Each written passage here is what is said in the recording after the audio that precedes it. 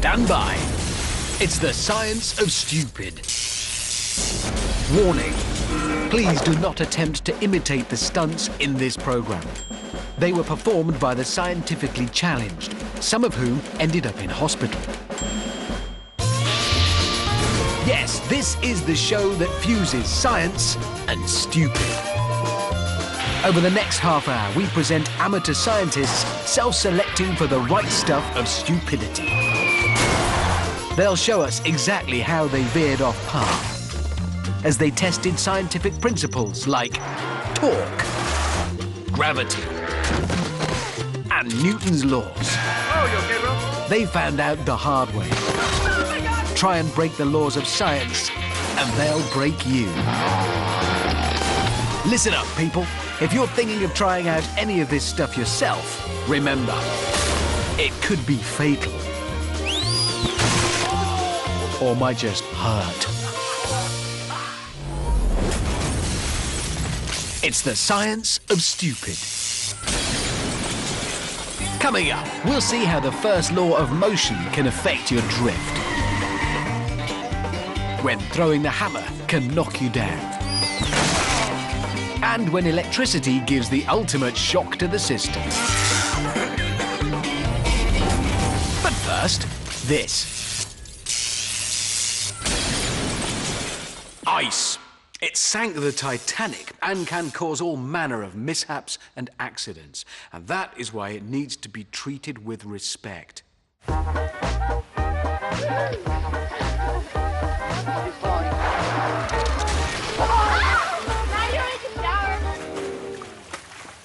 The problem with ice is you don't know how thick it is until it's too late. Falling through ice is potentially deadly. But what exactly is ice? Here's what you need to know. When water temperature falls below zero, tiny ice crystals form and grow. They then fuse, making even bigger crystals, thickening and strengthening the layer of ice. There's always a thin layer of water on top, which makes it slippery. Ice needs to be at least 3 inches thick to walk on, but the weakest points will be in the middle and at the margins.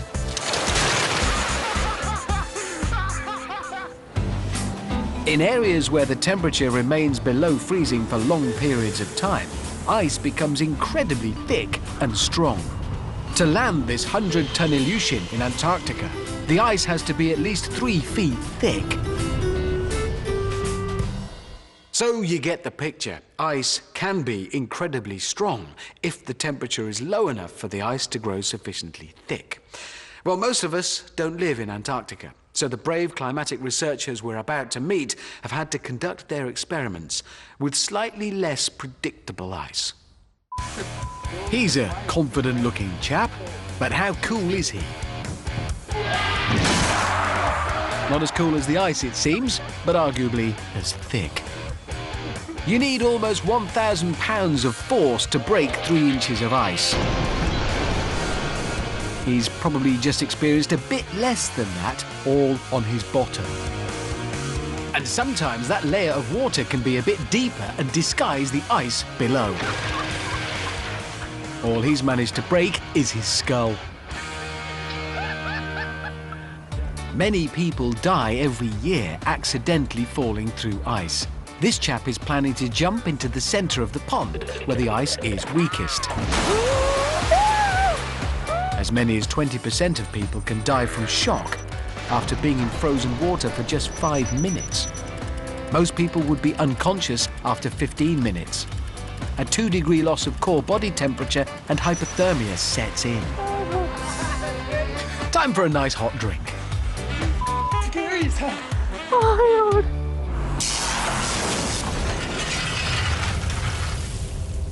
How much electricity can kill you? The electric chair carries around 2,500 volts. That's more than 10 times the electric supply in your home. But never mess with that domestic 230 volts, because it's still highly dangerous. Hang on, let's fix this. You just plug it right into the electrical... Oh, did he just get a little shock? The electrical current causes muscles to contract involuntarily. It's known as the grabbing effect. Maybe we won't plug it into the electrical outlet after all. Yes, touching live wires can end badly. Unfortunately, human beings and electricity go together dangerously well. To flow continuously, electricity needs a complete path or circuit. A circuit can be created by anything that salt water is very good at conducting electricity. And because the human body is 70% water and contains lots of salt, we make great conductors. So if you touch an exposed wire, you will complete the circuit, getting a shock as the current flows into the ground. An insulator, like rubber-soled shoes, can break the circuit, stopping electricity flowing through your body and into the ground. But remove the shoes and the current will go straight through you, causing an electric shock. An 8,000-volt electric fence has a very low current, 120 enough even to kill a squirrel. But quite enough to tickle a man in shorts. His bare knees touching the ground have completed the circuit, sending the current from the fence through his body and into the ground. Touching a friend adds them to the circuit. And because he's got bare feet, he's not insulated, which completes the circuit. Does electricity still flow through several people holding hands? All right. Yeah. Yes, yes it does. If the person on the end goes all hippie and barefoot. What if they insulate themselves with wooden and plastic furniture? They get a shock and we get a laugh because the chap on the end has removed his shoe, completing the circuit. Electric fences are really for containing animals safely. If they were both wearing rubber shoes, only one of them would have had a surprise encounter from behind.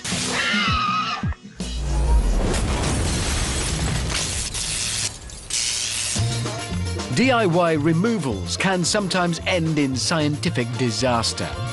Can you guess what scientific principle these fellows have overlooked as they try to tip their couch over the balcony?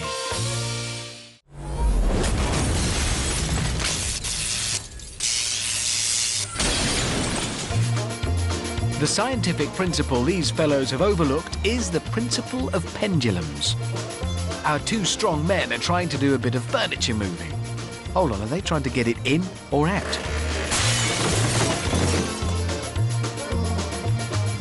They think they're being clever, balancing their couch on the banister like a seesaw. But when the couch gets stuck, instead of gravity just pulling it down like a seesaw, it swings back round on itself, more like a pendulum.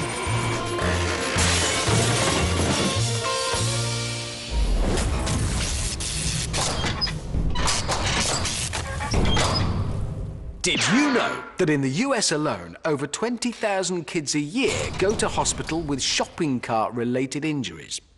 Here's a demonstration of why.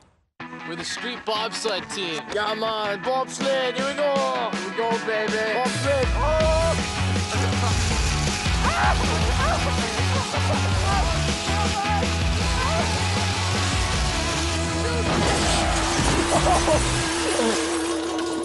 Science tells us that was almost inevitable.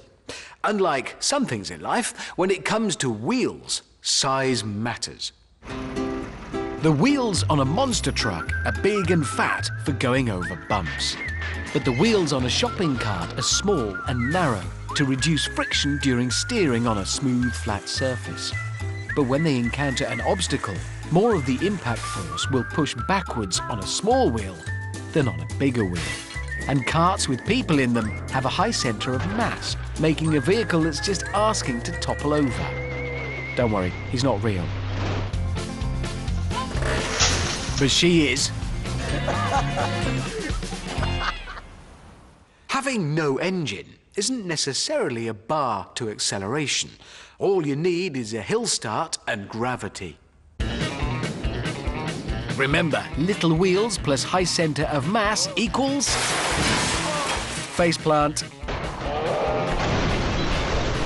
That steep slope might be smooth, but the sudden change of pitch where it meets the ground becomes a solid obstacle. If you hit a big enough obstacle, those little wheels will stop altogether, becoming a handy pivot. But watch where you fling your passenger.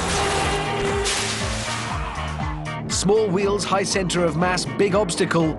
It's the perfect recipe for an express checkout. Where are you?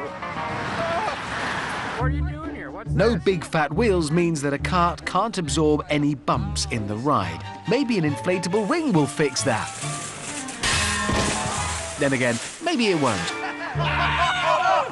On flat ground, all you have to worry about is balance, which with a high centre of gravity is easier said than done. Two mistakes here. Shopping trolleys work best in a supermarket, and remember what your mum said about riding on the back. It still stands. And with two in the cart. Come on, it's obvious. Even more top-heavy. And we're done. Would bigger wheels help make our trolleys safer? In this case, no. Like an overloaded truck, its high centre of mass means it's still very likely to topple over.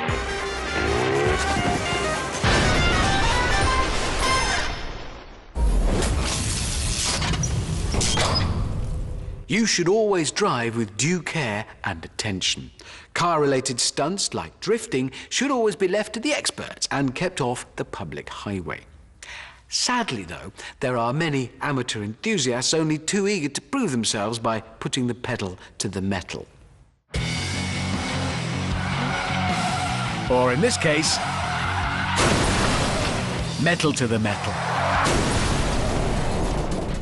Despite appearances, and many of the practitioners, it's not just a mindless activity. There really is a lot of physics involved in drifting.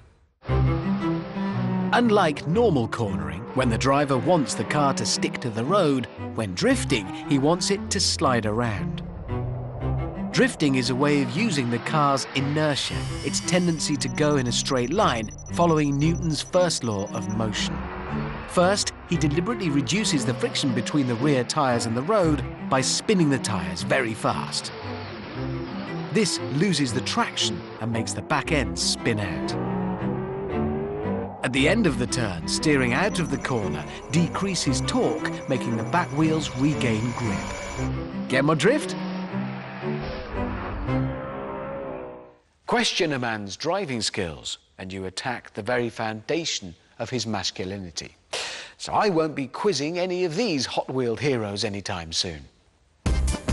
This low-budget drifter has mastered the art of reducing friction on those spinning back wheels. But when it comes to regaining friction and control, that wet surface prevents the tyres from gripping. The open road is no place for drifting, and this guy's way off track. Actually, he does start on the road, but then he goes off it and onto the grass and loses traction. Before he can regain grip and recover steering, the wall brings him to a smashing stop.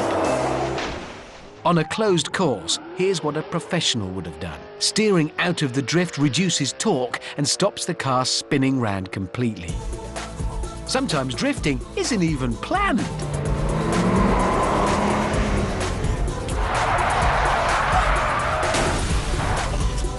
I got that on video. Thanks to our eagle-eyed, giggling cameraman, we're able to see how flooring it in a powerful supercar causes those wheels to spin and lose friction, creating an impromptu drift. No way. Yes way. But look on the bright side, great parallel parking there. Has this guy got it? Well, he's got the muscle. And just look at his wheels spin, reducing the friction. And there it is, nice steering out of the drift. Ah, oh, look, steering into the drift for torque can give the car a 360-degree spin. Yo! If only he had the road all to himself, it would have been better.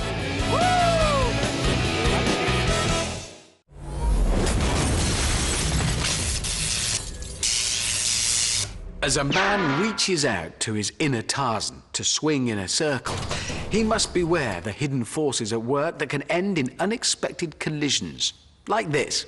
I got you, baby.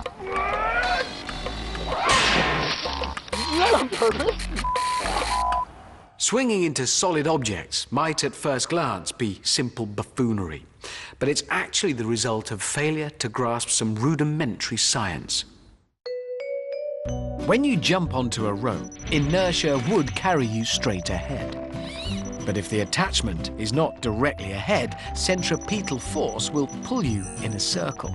The faster you go, the larger the circle, and rope tension increases as centripetal force keeps you from flying away.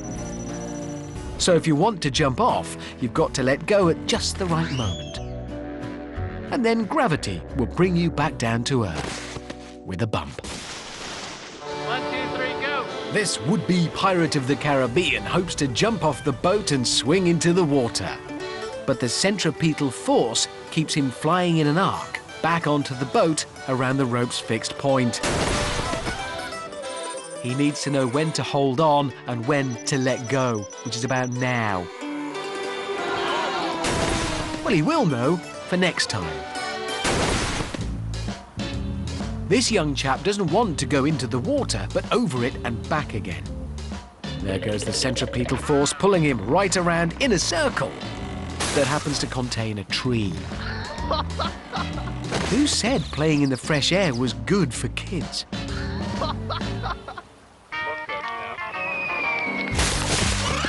Imagine a giant tetherball with the tree as the post to pivot round. His speed has made his swing circle bigger, making it too big for the clearing. I think he's another one who couldn't see the wood for the trees. Felt them, though. Here, the rope is fixed, but the crane arm is moving because the aim is to flick him out.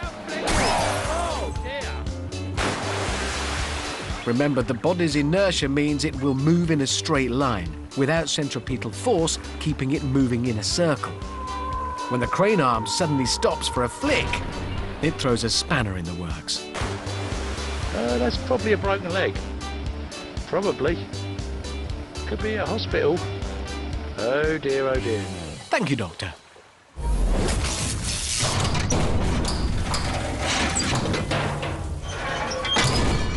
The athletic discipline of discus hasn't changed much for 2,500 years, since the ancient Greeks would toss discs made from stone, bronze, iron, or lead. That's a cone made of plastic, not a carefully weighted discus. The only disc you'll find me tossing is a compact disc. I got an MP3 player for my birthday. But to throw a discus well, you also need good spin speed and the right angle. The rotational force of your body as you spin round is torque. The more torque you have, the faster you speed up, increasing the velocity of the discus. Then, because Newton's first law states that an object will continue to move in a straight line, you let go. The optimum release angle is 35 degrees. When you release the discus, it'll fly off in a tangent to the circle, like a stone from a sling. But the more you spin, the more likely you are to fall over. When you get the timing right, you can use your torque to achieve amazing feats. He's got good torque, but he doesn't say much. Yeah. All the torque in the world won't be any good if you drop the discus, or if you haven't got a discus at all. When you are trying to throw an actual discus, plenty of torque and no grip are not happy bedfellows. The hammer is a younger sport than discus by over 1,000 years, but the basic principles at work here are just the same. Unlike the discus, the hammer thrower stays in the center of a bigger circle created by the hammer going around at up to 65 miles an hour. All objects go straight unless a force acts on them, so the hammer will fly off unless you hold on to it. But you have to let go at the right time. Every pound in additional weight increases the force that you need to control. Combine that weight with a lot of speed, and the slightest slip can end in catastrophe. The world record distance for the hammer throw is 285 feet. That's not it there. Nor's this. Remember, the hammer is travelling bigger distances at the outside of the circle than at the centre, but with the same number of turns. So whilst his body is only spinning at 5 miles an hour, the hammer is going at over 50 miles an hour. Doubling the spin speed quadruples the force you need to keep the hammer going in a circle. Make sure you're strong enough. That's why exercise isn't always good for you.